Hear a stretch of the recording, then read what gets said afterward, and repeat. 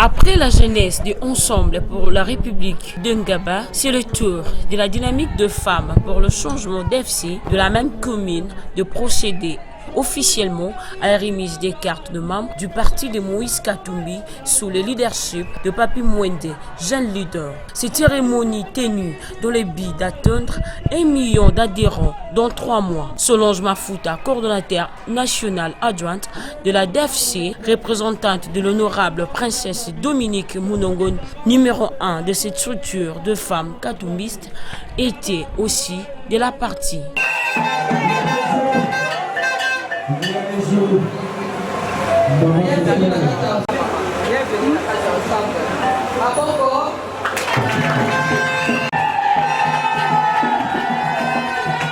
Celle-ci a encouragé les nouvelles adhérentes. Il y a pas tout l'autre qui va mourir à tout niveau, à dirigeant déjà, à ça déjà la société, à y venir ça la bilanga. Banda mindele batenda, hôpital moderne ya Liboso ko batondeli biso la mboka wana, yango wana oyo Moïse Katumbi asali ko betele mama. Soka le but les femmes et les batema maman ne se soit de la responsabilité na bango.Ose la terre, mibali ba yeba la bino ba maman moya.Ose la terre, mibali ba yeba la bino ko s'organiser.Ose la constante. Vous avez déjà organisé, donc il faut s'organiser pour les cahiers. Il faut qu'on ait l'information pour les vélos pour dire ce qui s'est passé. Ceux qui disent que vous allez vous dire, mais les gens comme on dit pour les la quartier, Bangouna la côte, les scoles, on est dans les lignes, dans ça, moi ça la politique. Moi si vous avez ça, papa, le dit, on va mettre les gars. Et ça n'a jamais pas fait de la maman de la route à l'île. Il n'a pas de problème, il savait que non, voilà les Camerounais, et ce qui s'est passé dans le quartier, tous sur la mesure, tous organisés pour y être, et ça pour côté. Voilà.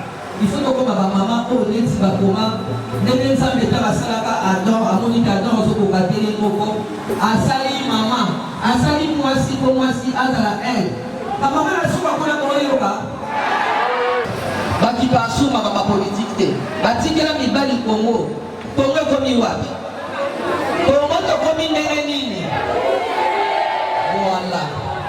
Alors là, Moïse Katumbi a dit un autre Congo est possible. Est-ce que quand ça la courant en Congo est possible d'être? Quand ça la Israël est possible d'être? Quand ça la Moussala est possible d'être? Quand ça la école et Malonga est possible d'être? C'est possible d'être, c'est possible d'être. Cela content, c'est possible d'être. Ceux qui ne l'ont pas la mission, la salle, c'est possible d'être. C'est possible. Et ça fait la question à bonne volonté politique. Alors, pour la continuer, la mission, ça pour partir de la mission Tambola bien, parce qu'on a besoin, il n'y a pas si, il faut ni un seul pouvoir. Ma maman, il y a pour côté. Tous la besoin de passer dans la cave, on a pas dit, la maman, il y a besoin, il y a pas si. Na kati la ville ba conseillère communale faut ba bima ba tourmesse faut ba bima ba échevine faut ba bima ba témoin na biso na ba élection faut ba zala 2023 modèle de la terre ba yibi bisa ba voir vérité des yeux de bazalate dans ma tour de nos voter de la team après la biso bima ko été so ba comme mayele so ba zo vana na bata mayele les akomote. Tu es capable. Ton petit Moïse Katumbi est capable de diriger. Ton petit est capable de topper sa vie, topper sa machine. La DFC a été mise à l'honneur par le responsable de la commune de Ngaba qui est monsieur, le camarade Papi Mwende ici, un homme très courageux, visionnaire, que nous accompagnons, en tout cas qui a pu rassembler les mamans aujourd'hui et a fait un don de bassin et d'un petit fonds pour que les femmes puissent se prendre en charge, puissent devenir autonomes financièrement.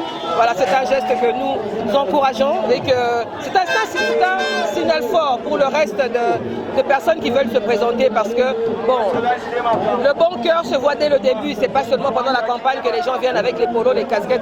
Lui, je pense qu'il peut même réussir sans rien donner comme cadeau. Par rapport à tout ce qui s'est passé à l'activité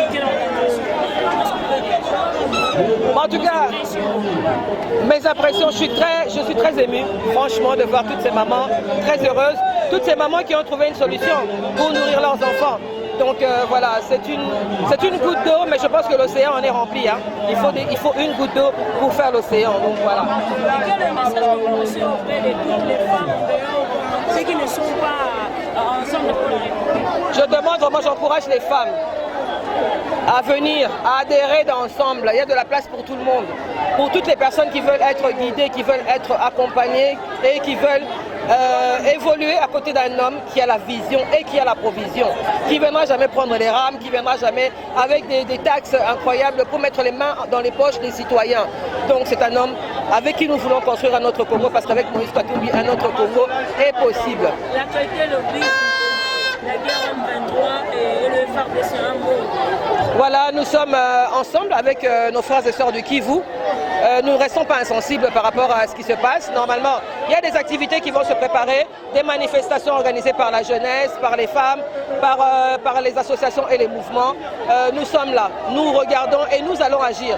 Vous savez, d'ensemble, nous ne sommes pas que dans le blabla, nous sommes dans les actions et nous allons réagir par rapport à cela. Au-delà de la remise des cartes de membres, Papi Mwende, initiateur de la volonté du peuple, a à son tour remis à toutes les mamans présentes à la cérémonie un bassin et une enveloppe à chacune pour leur auto-prise en charge.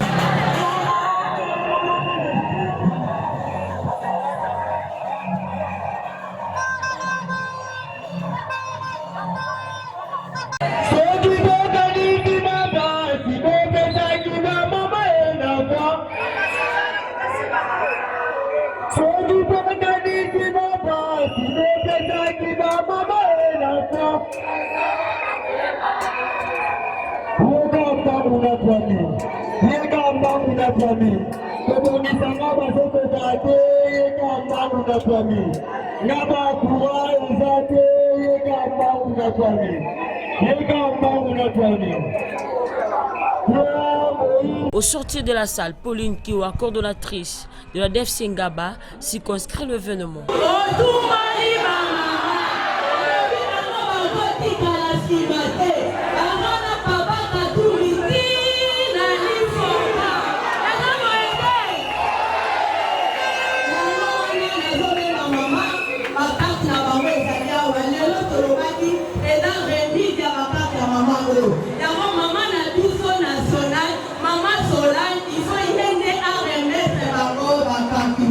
Ma aidé songo makasi parce que au moni et ba maman yangaba ba maman DFC yangaba vraiment ba vie et sengo ya ko s'adhérer ensemble ba boy ba parti par-ci par-là bango ba lobby ba ta ba maman ensemble et ba fandi kimiate ba s'adhérer be ba vie ba carte ba bimisi ba mbongo na bango 270 maman o ba bimisi mbongo na bango ba ki osoma ba carte c'est pas chose facile et dans ba parti pour tout bango ba osombela bango mais ba maman ngaba ba bi jamais biso moko to mi ba frère na biso to soma ba carte et c'est le quoi que c'est des makasi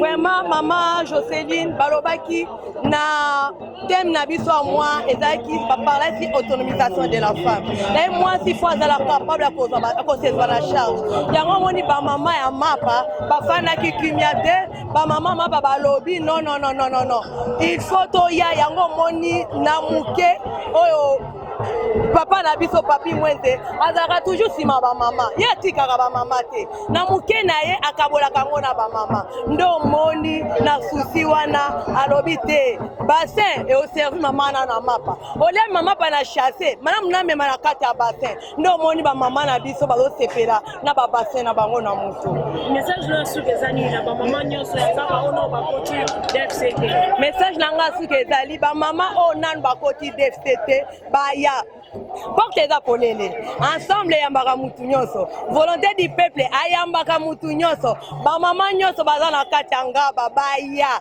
tozozela bango maboko polele baya basala oyo baninga basali. Papi Mwende, l'organisateur de la cérémonie, n'a pas manqué de mots. Rien sans la femme. Maman a aussi peu. yango wana rien sans la femme yango eza nini biso na ngaba tolobaki ke eza changement abandi ke mama Solange okute yango sikoyo awa yango wana biso babama na kati ya ngaba bandimaki kokota na bitumba ya changement mpo na vie ya moko na moko awa na Congo échanger boye te parce que biso na kati ya ensemble tolobaka ennemi commun ya ensemble pour la République eza pasi na pasi kokola eleki mingi na mboka oyo président national à travers DFC na biso tozobunda po eradike pasi makambo ezala esi na libela konga na biso yango wana na kati ya bituma ya politique toza nango boye te bamama merci beaucoup apesaka biso mission na kati ya ensemble pour la République et année oyo eza année ya implémentation ya parti alors défi tozalaki nango ezalaki défi ya koadhérer bato massivement mais na kati ya ngaba nous sommes allés au-delà des adhésions massives on a rendu cela effectif yango wana bamama oyo baza bamembre effectif ya ensemble pour la République maboko na bino bamama maboko tokotikela kokadrie ngaba aucune parcelle sans Moïse Katumbi Chapwe bondimi yango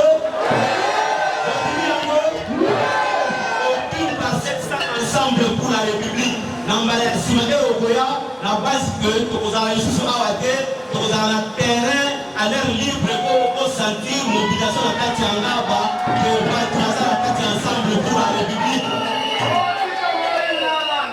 Merci beaucoup. Est-ce que vous connaissez maman Babou?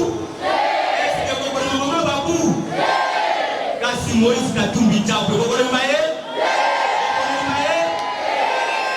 D'abord, nous disons merci à la DFC nationale qui a accepté notre invitation.